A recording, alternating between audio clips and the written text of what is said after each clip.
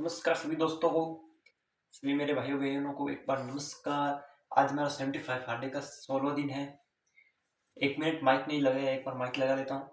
तब तक आप मेरे दोस्त सवालों को जवाब देना। मैं आप जीके के सवाल बोल के जाता हूँ, तब तक उनका सवालों को जवाब कमेंट्स में दे देना। भारत का सबसे जहरीला फूल कौन सा है? सबसे जहरीला पौधा भारत का जिसका फूल होता है वो सबसे ज्यादा जहरीला होता है, वो कौन सा फूल है भारत का सबसे ज्यादा जहरीला फूल? ठीक है। और दूसरा क्वेश्चन आपके लिए यह है कि भारत में बने नोट, भारत के जो नोट होते हैं, इंडिया रुपया, वो कौन से कागज के बने होते हैं? भारत का रुपया कौन से कागज से बने होते हैं? दोनों सवालों को जवाब देंगे, तब तक हम अपना माइक सेट कर लेते हैं।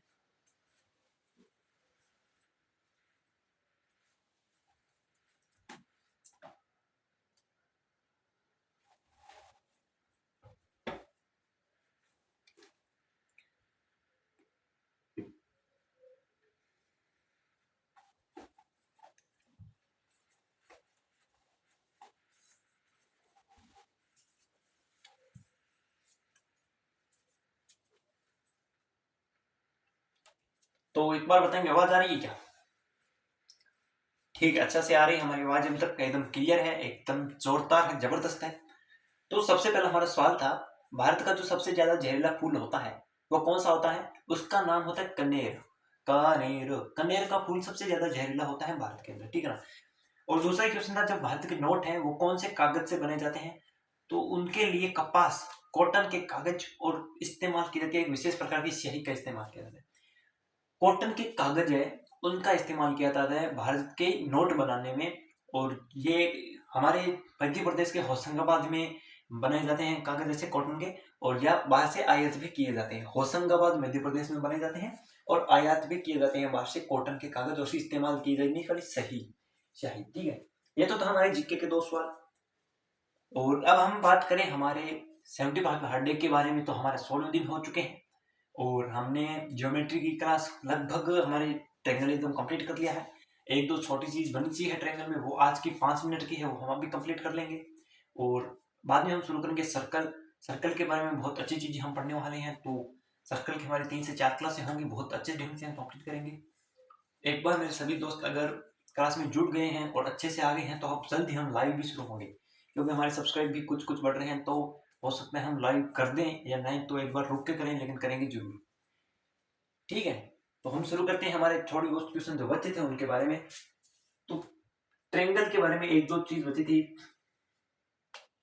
एक और बात बताता हूँ, मैं आपको भूल गया था कल की क्लास में, जो हमने पढ़ी थी सिमिलरिटी। सिमिलरिटी जो हमने पढ़ी थी ना, उसमें मैं आपको एक बताना भूल गया कि जो परिमाप होता है ना, उसका क्या होता है, उसको नोट करो। समरूपता में एक चीज बताना भूल गया था आपको, पहले वो कंप्लीट कर लो।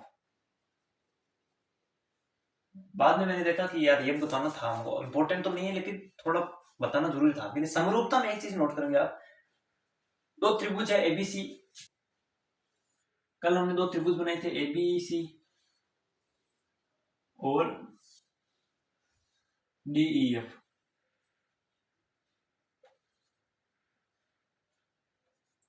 दो त्रिभुज बनाए थे एबीसी और डीईएफ। तो हमने एरिया के बारे में तो बात कर ली कि दोनों त्रिभुज का जो क्षेत्रफल होगा साइड के स्क्वायर के अनुपात के बराबर होगा, दोनों भुजों के स्क्वायर के, ठीक है। ये तो हमने बात की ली थी, लेकिन अगर परिमाप की बात करें तो वो कैसा होगा? परिमाप त्रिभुज एबीसी का और त्रिभुज डीईएफ का बात करें, परिमाप पेरीमीटर, ठीक है। परिमाप त्रिभुज एबीसी का बटा में त्रिभुज डीईएफ का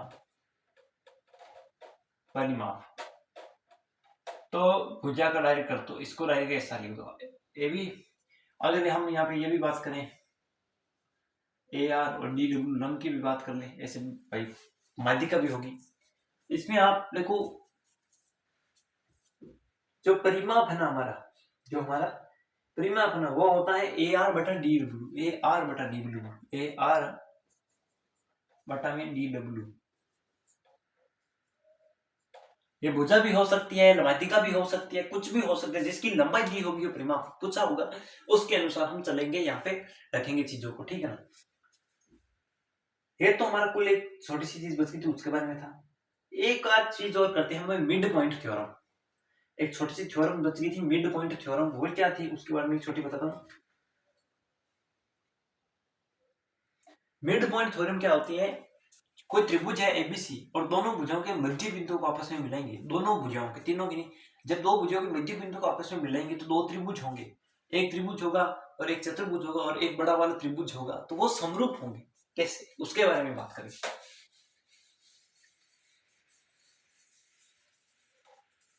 इसको नोट करेंगे।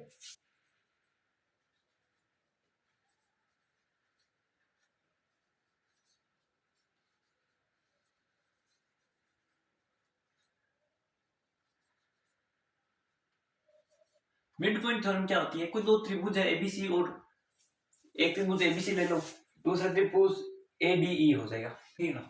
त्रिभुज तो एक ही है, मान लो त्रिभुज है एक, मान लेते हैं हम कोई त्रिभुज है एबीसी, ठीक है ना। कोई त्रिभुज है ए बी सी, दोनों भुजाओं के ए बी के मध्य बिंदु डी और ए सी के मध्य बिंदु ई, और इनको आपस में मिला दिया जाए, आपस में मिला दिया जाए तो केंद्र तो ये हो जाएगा। सबसे पहले तो ये चीज नोट करो, इनके दोनों के कोण समान होंगे, ठीक है, ये चीज नोट करोगे ना। तो ये समरूप त्रिभुज होंगे, ये दोनों त्रिभुज समरूप होंगे। क्यों? क्योंकि देखो इसमें दो तो, एक तो ये देखो एबीसी, एक तो ये कोण समान आएगा दोनों में, एक ये कोण समान आएगा और ये भुजाएं समान आएगी, ये कोण होगा उतना ये कोण होगा, ये कोण जितना होगा ये होगा और ये कोण जितना होगा इतने ही ये कोण होगा। तो बात कर मोटे मोटे तौर पर बात करें तो हमारे कोण बराबर आ रहे हैं, तो ये समरूप होंगे, समरूप त्रिभुज होंगे। तो त्रिभुज त्रिभुज एडीई समरूप है त्रिभुज एबीसी के, दोनों त्रिभुज आपस में समरूप है। तो लास्ट में फॉर्मूला क्या निकल जाता है?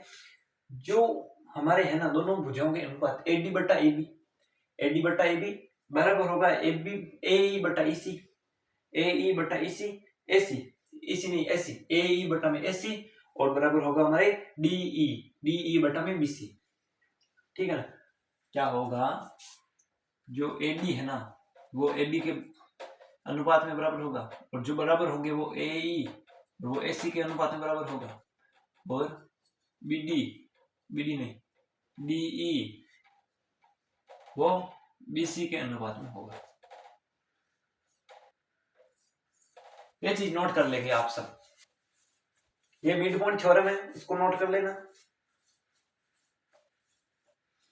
और एक चीज याद रखें, जब ये होता है ना, मान लो ये अक्ष, ये 2 अक्ष है तो ये हमेशा इसकी आधी होगी, ठीक है ना। ये अक्ष 2 अक्ष है तो ये हमेशा इसकी आधी होगी। बोले तो ऐसा त्रिभुज कैसा भी, मान लो ऐसा कोई त्रिभुज है, मान लो त्रिभुज एबीसी है, तो ये हमेशा ये 2 अक्ष है तो ये इसकी आधी एक्स होगी, ऐसा याद रखिएगा। कैसा भी त्रिभुज हो, लेकिन अगर मध्य बिंदु है, दोनों बिंदुओं को आपस में मिलाएंगे तो जो तीसरी भुजा है ना उसका हमेशा आधा होगा। बोले तो ये 2 अक्ष है तो वो अक्ष होगी हमेशा आधा होगी, जो हमारी भुजा होगी बीच की, वो जो जिस भुजा के समांतर है उस भुजा का आधा होगी, समांतर होगी उस भुजा की आधी होगी, ठीक है ना। ये चीज याद रखना। ये तो मिड पॉइंट थ्योरम की एक दो चीज और है त्रिभुज के अंदर, बहुत ध्यान दो आप, मुझे नोट करिए इसको।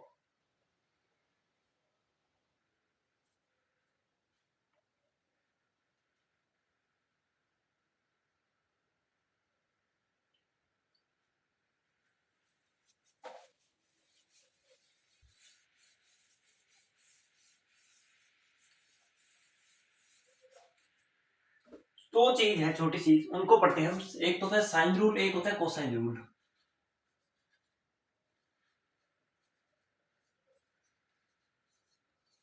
एक होता है साइन रूल, एक होता है कोसाइन रूल। क्या होता है? सही मायने में दिल टूटना किसे कहते हैं पता है?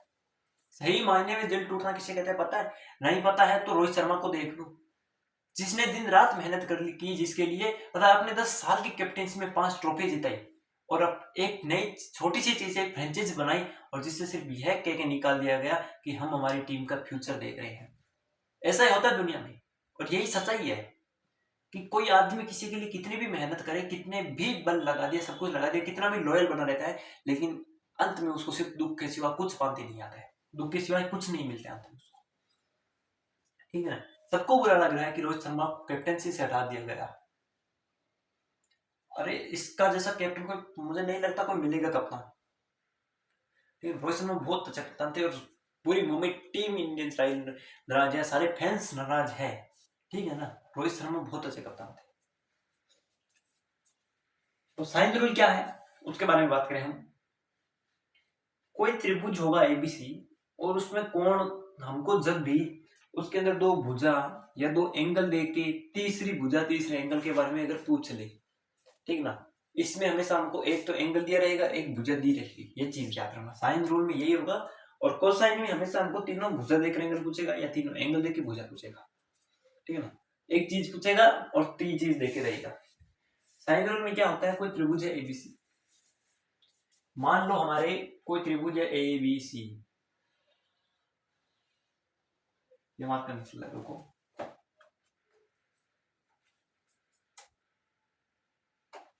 मान के चलो कोई त्रिभुज है A B C, A B C, ए के सामने ए, बी के सामने बी, सी के सामने सी। ये है साइन रूल के बारे में। इसमें क्या कहता है हमको, जो है ना एक कोण होते हैं हमारे हमेशा, एक के नीचे साइन ए के नीचे ए, साइन ए के नीचे ए बराबर में साइन बी के नीचे बी बराबर में साइन सी के नीचे सी। ये जो चीज होती है इसको नोट करो। इसमें हमेशा हमको दो एंगल देख के, एक भुजा देख के कोई तीसरी भुजा पूछ ले, या भुजा देख के एंगल देखकर एंगल ही पूछ ले, तो हमेशा एंगल भुजा देख के रहेगा। ना तो दो भुजा देगा ना दो एंगल देगा, एंगल देगा या भुजा देगा, दोनों में से एक ही देगा, ठीक है ना। इसको हम ऐसे भी लिख सकते हैं, इसको आप ऐसे भी लिख सकते हो, कोई गड़बड़ नहीं होगी आपसे। ए बटा साइन ए, बी बटा में साइन बी बराबर में सी बटा में साइन सी। इसको ऐसे भी लिख सकते हो, इसमें कोई गलती नहीं होगी आपके, ठीक है ना। साइन रूल सिर्फ इतना ही कहता है कि जब दो भुजा या कोई दो एंगल देखकर कोई तीसरी चीज पूछ ले तो इसमें हमेशा साइन रूल लगता है। ये होता है साइन रूल का एक फॉर्मूला, छोटा सा। नोट करेंगे इसको सभी मेरे दोस्त, मेरे भाई, मेरी बहन।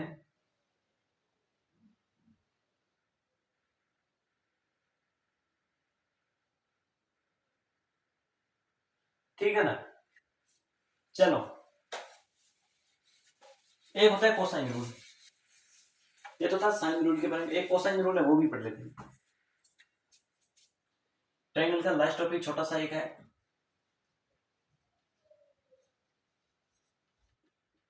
कोसाइन रूल क्या कहता है। कोई त्रिभुज है एबीसी, कोई त्रिभुज है एबीसी, एक के सामने ए, बी के सामने बी, सी के सामने सी, तीनों भुजाएं दी है, कोई त्रिभुज दिया गया है। तो इसमें हमेशा ये क्या कहेगा, हमको ये तीनों भुजा देखकर कोई एंगल पूछेगा या कोई एंगल देखकर भुजा पूछेगा, ठीक है ना। ये हम याद रखना, भुजा देगा, तीनों चीज देगा, ठीक है ना। इसमें हम एग्जाम्पल की अगर बात करेंगे तो वो मान लीजिए ये पूछ लेगा कि ए इतना है, बी इतना है, सी इतना है, तो कोसाइन सी, कोस सी बताइए, कोस सी, इस एंगल का मान पूछ लिया हमको, ठीक है। हम कैसे निकालते हैं, तो इसका एक फॉर्मूला होता है, वो डिवाइड हम करते हैं। तीन फॉर्मूले हैं, तीनों लगभग सेम ही है, ठीक है।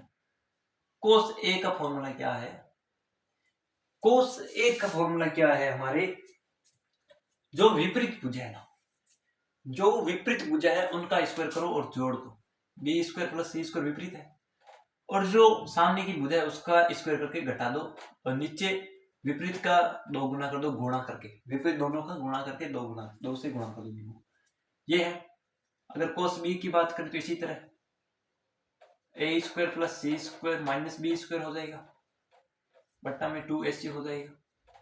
इसी तरह बात करें कोस सी की, तो A square plus B square minus C square हो जाएगा, बट्टा में हमारे आ जाएगा 2ab।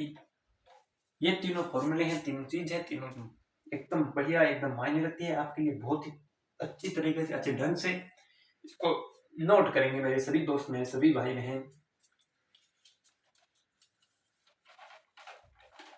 ठीक है।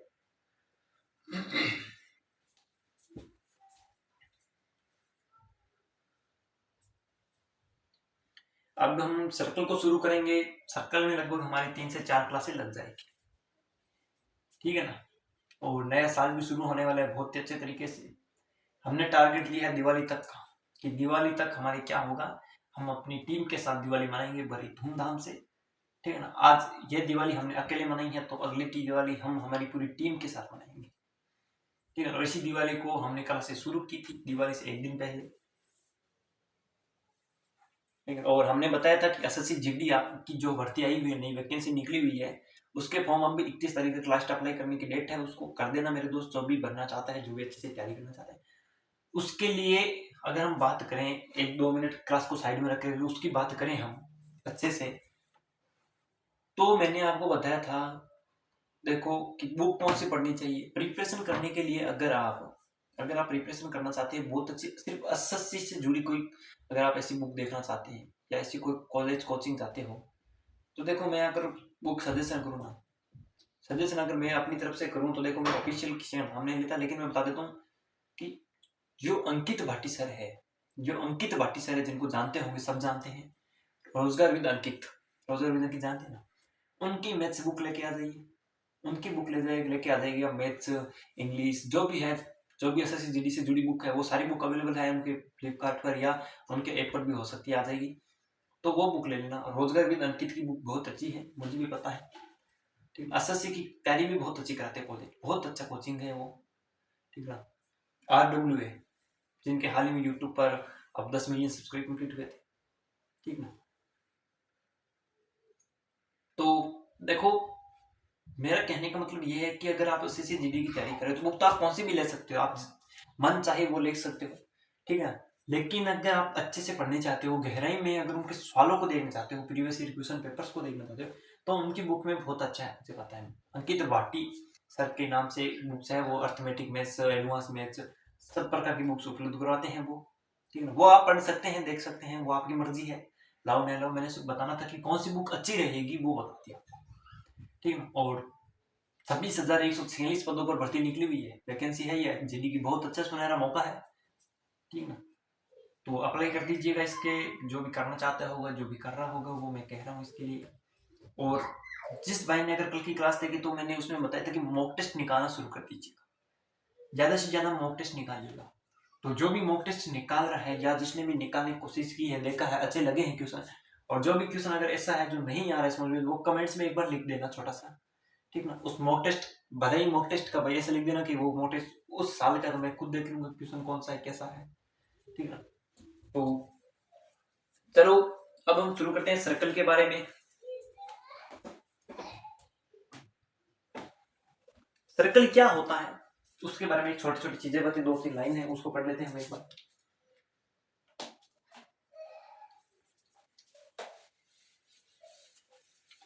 सर्कल आपने देखो मेंस में पढ़ा था, छोटी क्लासों में पढ़ा था, एक बार हमने पढ़ लिया सर्कल, लेकिन सर्कल के एकदम गहराई में जाए, बेसिक में जाए, तो हर सर्कल क्या होता है उसके बारे में। सर्कल पढ़े तो वर्थ, ज्योमेट्री का दूसरा पार्ट शुरू हो चुका है, सर्कल।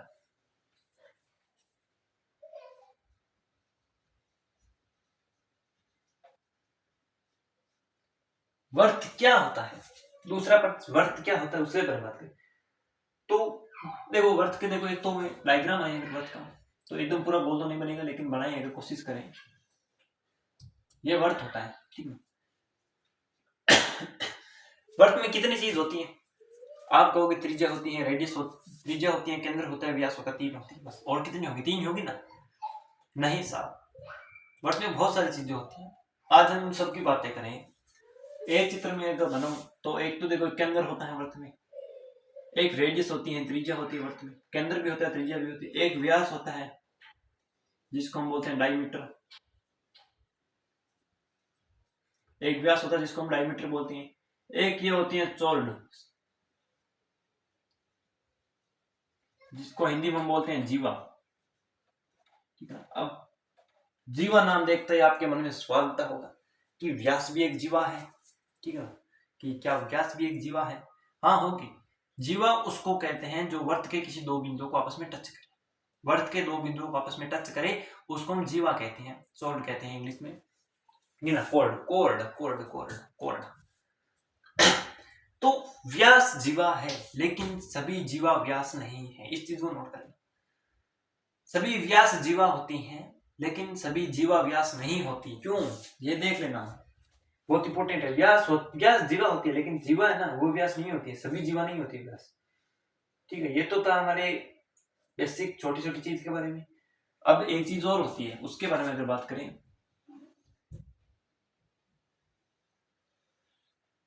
तो ये एक अगर लाइन है तो इसको हम कह देंगे सेकंड, छेदक, स्कंट, स्कंट, स्कंट। इसको हम कहते हैं स्कंट, इंग्लिश में स्कंट, हिंदी में छेदक। छेदक क्या होता है? छेदक क्या होता है मुझे बताइए। छेदक उसको कहते हैं वर्त के किसी दो बिंदुओं को टच करता हुआ तथा आर पार, वर्त के आर पार होता हुआ किसी दो बिंदुओं को टच करता हुआ जाता है, उसको हम छेदक कहते हैं। ठीक है, ना कि जीवा। छेदक किसको कहते हैं? जो वर्त के आर पार हो, दो बिंदु को टच करते हुए। ठीक है ना, ये तो था। इसमें एक चीज और बताऊंगा, कोई मुझे बताओ वर्त है, कोई वर्त है, अगर वर्त की टेंजेंट क्या होती है वो बात करें। बिंदु बी पर कट, ये होती है वर्त की टेंजेंट। क्या होती है? टेंजेंट, हिंदी में इसको हम बोलते हैं स्पर्शरेखा। वर्त की टेंजेंट होती है उसको हम बोलते हैं स्पर्शरेखा। ये तो था वर्त के मोटे मोटे के बारे में। एक बार रिवीजन अगर कराएं, हम बात करें रिवीजन की। सबसे पहले मुझे बताओ सर्कल क्या होता है? एकदम गोल सर्कल होता है। एक जो है हमारे चूड़ी, वो सर्कल होती है। उसमें चूड़ी में क्या होगा? एक तो वर्त होगा। देखो वर्त क्या होता है? सर्कल, एक केंद्र होगा, एक त्रिज्या होगी, एक डायमीटर होगा। सब हमने यहाँ पे आपको बना के दिखा दिया। और क्या क्या होगा? एक जीवा होगी, एक छेदक होगी, इसका एक टेंजेंट लाइन होगी, स्पर्श रेखा होगी, एक टेंजेंट लाइन, टेंजेंट। तो मैंने इसमें एक चीज मैंने बताई थी कि व्यास जीवा होती है, लेकिन सभी जीवा व्यास नहीं होती है, ये चीज याद रखिए। ठीक है ना। और किसी वर्त में जीवा भी बहुत सारी हो सकती है, लेकिन ये इंपॉर्टेंट पॉइंट याद रखना, किसी वर्त में अनंत स्पर्श रेखा होती है। किसी वर्त में अनंत स्पर्श रेखा होती है। मैं यहाँ पे लिख देता हूं, ये यहाँ लाइन लिख लो। किसी वर्त में अनंत स्पर्श रेखा होती है।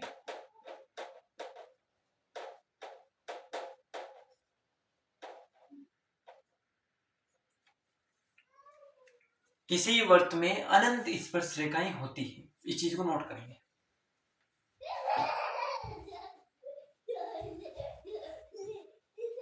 ठीक है ना?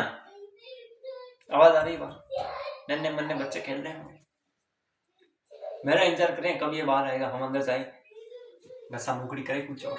राजस्थान में घसा मुकड़ी। ठीक है ना? ये तो था वर्त के बारे में। और हम देखो इस चीज को नोट करो सबसे पहले आप।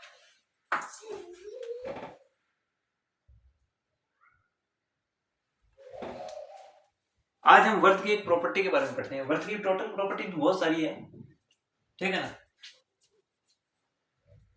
हम अगर बात करें प्रॉपर्टीज की, इसको नोट कर लिया? पता चल गया ना? टेंजेंट क्या होती है, छेदक क्या होता है, सर्कल खुद क्या होता है, ये भी पता है क्या? टेंजेंट, स्कंट, कोड, डायमीटर, ठीक है, रेडियस, सेंटर, बहुत सारी चीज है। अब एक मैं चीज बताऊं, मुझे किसी दोस्त ने मुझे पूछा था कल, ठीक है, वो मैंने तो उसको बता दिया। आप मुझे बताइए थोड़ा, अगर हम मैथ को थोड़ा हम एक विराम दे 30 सेकंड के लिए, तो मुझे एक चीज बताओ,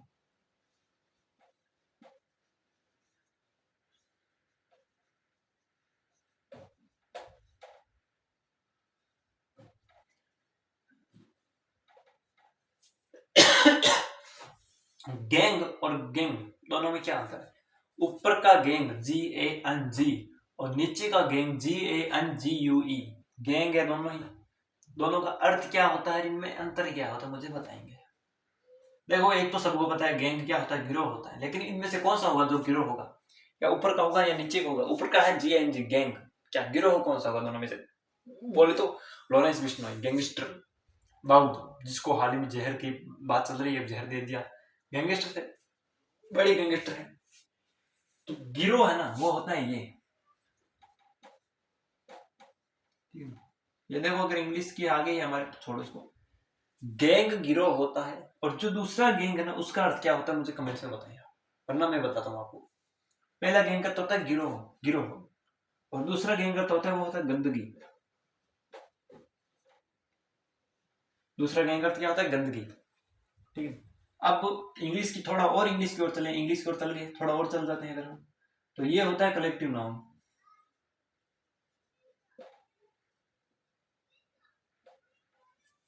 जो गिरोह है ना, गिरोह गैंग होती है ना, वो कलेक्टिव नाउन होता है। गुठली गैंग वो एक कलेक्टिव नाउन, वो एक ग्रुप है, समूहवाचक संज्ञा होती है। और ये दूसरा गैंग है ना, वो गंदगी होता है। ठीक है ना, वो कोई गैंग वो श्रेष्ठता। ठीक है ना, तो ये चीज तो थी इंग्लिश की छोटी, मुझे किसी ने पूछी थी तो मैंने उसको बताई और आज आपको बता दी। हो सकता है किसी के मन में ये विचार चल रहा होगा कि गैंग गैंग का अर्थ क्या होता है, तो मैंने आज उसको भी क्लियर कर दिया। और किसी का नहीं चल रहा होगा तो वो मन में गाली दे रहा होगा कि साला क्या पढ़ा रहा है यार, मैथ पढ़ाने के लिए इंग्लिश चला जा रहा है, क्या जिंदगी है यार, है ना। हमारे गाँव में सारे जुल्म हम गरीबों पर ही क्यों होते हैं। तो एक प्रॉपर्टी की बात कर लेते हैं। एक प्रॉपर्टी में बात करूं, वैसे तो बहुत सारी प्रॉपर्टीज है, अगर हम आज एक प्रॉपर्टी की एक बात कर लें,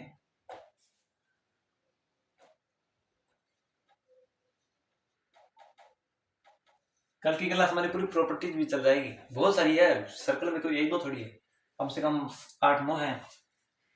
कोई सर्कल है, ठीक ना, मान लो आप कोई सर्कल है, ये मैंने पहले से ही बनाया आपको। मान लो कोई सर्कल है और उस सर्कल में एक जीवा है, एक कॉर्ड है जीवा, और उस पर एक लंब डाल दिया गया के अंदर से एक लंब या भुजा कोई भी मान लो, वो 90 डिग्री का कोण बनाएगी, वो 90 डिग्री का कोण बनाती है। तो ये दो भुजाएं होगी ना, तो जो ये दूसरी जो भुजाएं होगी, ये जो जीवा है ना, उसको दो भागों में बराबर बराबर विभाजित करेगी। सेंटर से डाला गया लंब या डाली गई भुजा जीवा को दो बराबर बराबर भागों में विभाजित करती है। ये चीज नोट करेंगे आप सब, जीवा को दो बराबर बराबर भागों में विभाजित करेगी, बोले तो इस चीज को नोट कर लेना। ठीक ना, सीधा कोई फॉर्मूला वॉर्मूला कुछ नहीं, सीधे इतना याद रखो, अगर ये 4 है तो ये भी 4 होगी। ठीक है ना, बराबर बराबर भागों में विभाजित करती है। ये थी प्रॉपर्टी एक नंबर। ऐसी ऐसी प्रॉपर्टी हमारी देखो कम से कम 8-9 है, हम कल पढ़ेंगे, बहुत सरल है, बहुत ही सरल चीज है, ज्यादा कुछ कठिन वठिन इसमें कुछ नहीं है। कहते हैं ना कठिन है यार, कुछ नहीं कठिन है, इस चीज को नोट करो।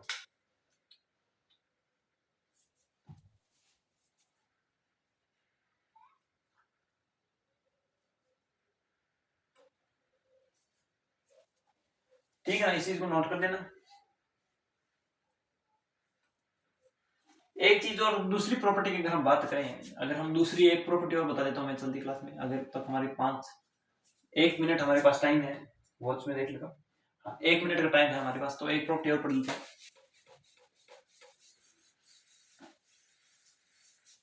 एक प्रॉपर्टी और बताऊं अगर मैं आपको, तो कोई वर्क है मान लो और उसमें एक जीवक है। प्रॉपर्टी नंबर 2 इंपोर्टेंट लगा लो भाई इसको, वैसे तो सारी प्रॉपर्टीज इंपोर्टेंट है, लेकिन कल और तगड़ी तगड़ी आएगी, और तगड़ी बढ़िया प्रॉपर्टीज आएगी। आज अगर कोई वर्त है और उसमें एक जीवा है, ठीक है, एक जीवा है, किसी वर्त में जीवा के द्वारा बनाए गए सरफेस पर जितने भी त्रिभुज होंगे, एंगल होंगे, जितने भी एंगल होंगे वो सारे बराबर होंगे। इस चीज को कैसे मैं अगर बताऊं चित्र के द्वारा, कोई जीवा है, इस जीवा के द्वारा सर्कल पर, सरफेस पर, परिधि पर बनाए गए सारे एंगल, कितने भी त्रिभुज होंगे, कितने भी एंगल होंगे, वो सारे बराबर होंगे। इस चीज को नोट करें, सारे बराबर होंगे। ये होगा, मान लो चाहे ये हो गया, चाहे ये हो गया, ठीक ना, कुछ भी अगर कोई भी एंगल ऐसा है तो वो सारे एंगल बराबर बराबर होंगे। कितने एंगल है मुझे बताओ, कितने एंगल है इसमें?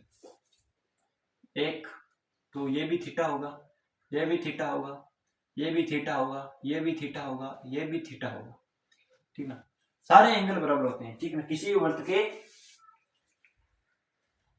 ये चित्र अगर समझ में नहीं आ रहा तो मैं बोल देता हूं, कोई वर्त है, कोई भी वर्त है, उस वर्त में कोई भी जीवा है एक, और उस जीवा के द्वारा, उस जीवा के बिंदु के द्वारा बनाए गए कितने भी एंगल, परिधि पर, वर्त के सरफेस पर बनाए गए सारे एंगल आपस में बराबर बराबर होते हैं। जैसा कि आपको चित्र में दर्शाया गया है कि कितने त्रिभुज है, कितने एंगल है, वो सारे थीटा डिग्री है, बोले तो सारे बराबर बराबर एंगल अपना योगदान देते हैं।